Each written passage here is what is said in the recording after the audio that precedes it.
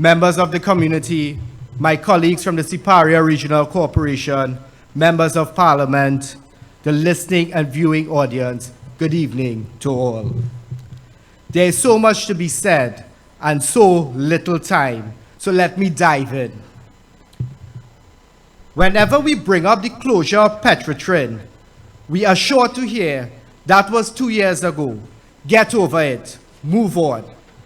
But the repercussions are still felt in communities where small and medium businesses downsized or closed their doors forever, where persons depend on the downstream industries are still unemployed. In my district of OTT Rosilak and Fyzo at large, entrepreneurs had to turn to farming and fishing to survive. Giving the government an ideal opportunity to diversify the economy with greater emphasis on agriculture, especially in light of the exorbitant food import bill our country faces. But my brothers and sisters, constituents who choose to make an honest dollar in the fields or at the sea are met with incompetence, indifference, and a we do business kind of attitude from this government. However, with food prices at an all-time high, it is this government's business to develop agriculture and fishing. The pandemic has taught us the importance of food security, my brothers and sisters. Now that we are hopefully emerging out of the restrictions, we face a new threat to our food supply and with the ongoing war between Ukraine and Russia. What is this Minister of Agriculture doing to make Trinidad and Tobago self-sufficient?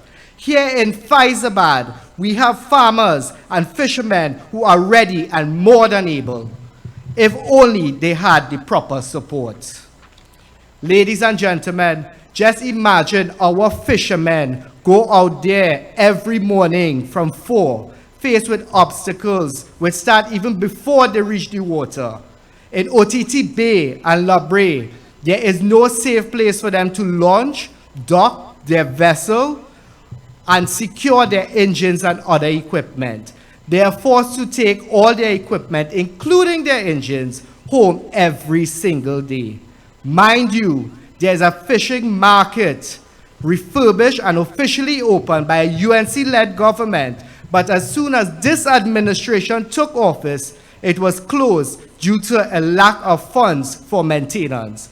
Can you believe our fishermen fishing in our waters are threatened to pay protection money to pirates in order to save their catch, their vessels, and even their lives? We demand more. We demand protection from our Coast Guards who are sworn to protect the Gulf of Paria and not only Paria fuel. Speaking of fuel, higher prices at the pump affect everyone. Did the government even consider the impact of higher operational costs for our fishermen and farmers? Are the government officials even aware that some boat engines use kerosene? Maybe not those docked at the various yacht clubs and marinas, but certainly those which bring in the catch in OTT Bay and Pier Road by the old jetty. This PNM government pays lip service to supporting fishermen and farmers. To access any sort of assistance, farmers, likewise fishermen, must be registered with the appropriate agencies. Mind you, the process is a tedious task, designed to frustrate the applicants. Many individuals who find themselves in these essential industries do not have the necessary criteria to qualify, leaving them at a disadvantage when accessing subsidies, ADB loans, and relief grants. Those who qualify have an extensively long wait before they receive what is due to them, if they receive it at all. The government has an obligation to provide relief grants in case of flooding.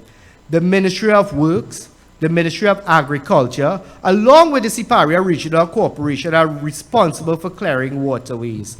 Our corporation is too severely underfunded to be able to provide this service under this administration. Our machinery is always down. no funds to maintain the necessary equipment. It makes one wonder if this is geographical discrimination.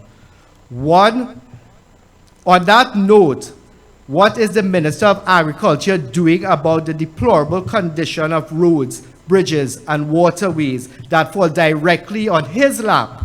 These negatively affect our farmers on a daily basis. Talk is cheap, but not under this regime, my brothers and sisters. Let's talk about the $500 million stimulus injected into this sector. How many farmers in Fyzo benefited from this? Can anyone identify where the stimulus went? A further $300 million was injected to boost agriculture. Was this booster shot felt by any constituents of Fyzo?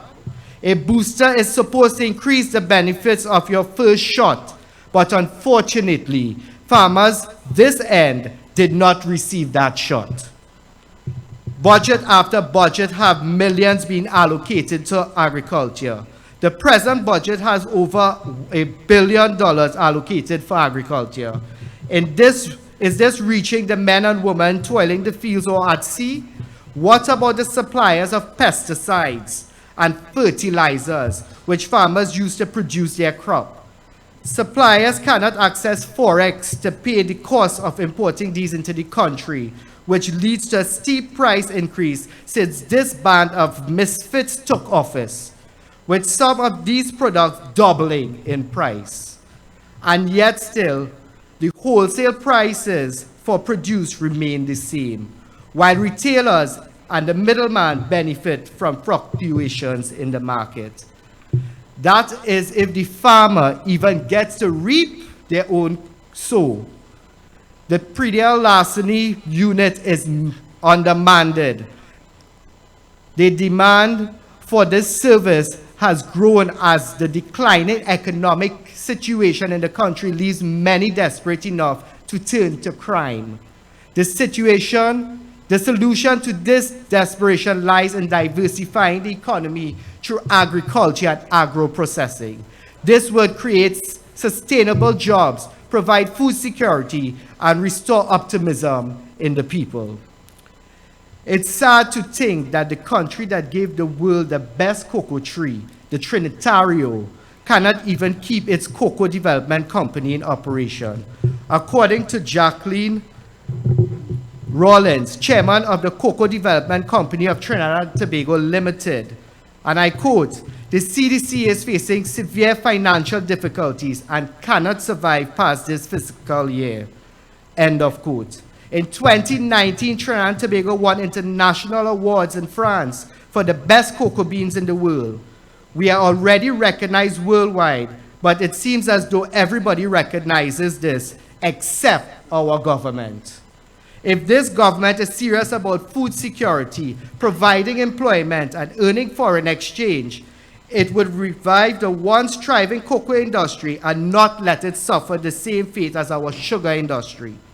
The history of Fyzo, brothers and sisters, describes lush cocoa and coffee estates from Avoca to Moray Trace. With this in mind, let me take this opportunity to invite my line minister to visit Fyzo. Come see the history of cocoa at the Mudhouse Museum. Come taste our world-class chocolate grown right here in Fyzo fertile soil. There is so much more to be said, but unfortunately I'm out of time. Rest assured, as we will continue at a later date. I thank you, God bless, and good night.